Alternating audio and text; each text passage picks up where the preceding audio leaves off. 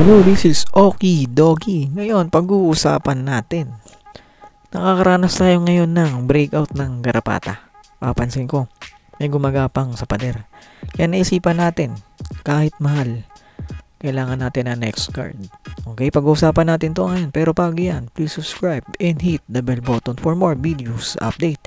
Ngayon, ang binili natin, Next Guard X Spectra. Dalawang klase ng Next Guard kasi.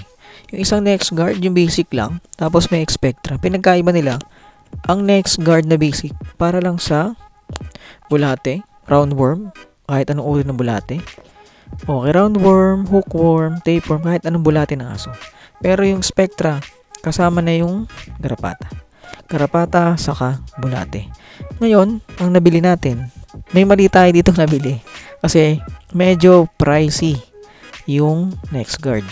Okay, ngayon ang nabili natin 2 kilos hanggang 3.5 na aso. Nakalagay doon Chihuahua. Kaya akala ko nakamura ko.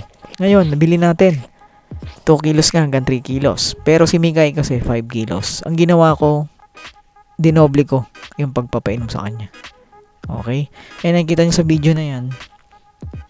Okay, yan yung unang batch na pagpainom. Sunod, pinainom ko siya maya-maya. Okay, dalawa.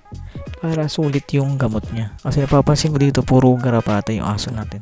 Okay, ngayon, kung gusto nyo effective na anti-garapata, bili kayo ng Next Guard Spectra. Pero, sinasabi ko, medyo mahal yung presyo.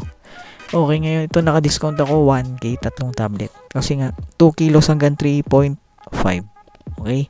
Pero kung mas malaki yung kilos niya, 5 kilos yung bibili nyo, pero 1,000 yun sa tablet. Kaya ngayon, mga Koki Doggy, bili nyo na para sa garapata ng alaga nyong aso. Okay, again, this is Okie Doggy. Naniniwasa ko sabihan, huwag natin bilhin kung di naman kailangan, pero kapag para sa aso, pwede. Don't forget to subscribe and hit the bell button for more videos update. Bye-bye. Nandyan yung video paano painom sa alaga nating aso.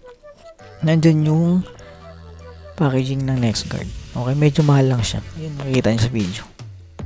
Okay, pag binili nyo pala to, dapat naka bubble wrap tapos nakasarado, naka-sealed siya. Kasi kung hindi sealed yan, ipapalit nyo sa seller. Okay? Naintindihan? Bye-bye!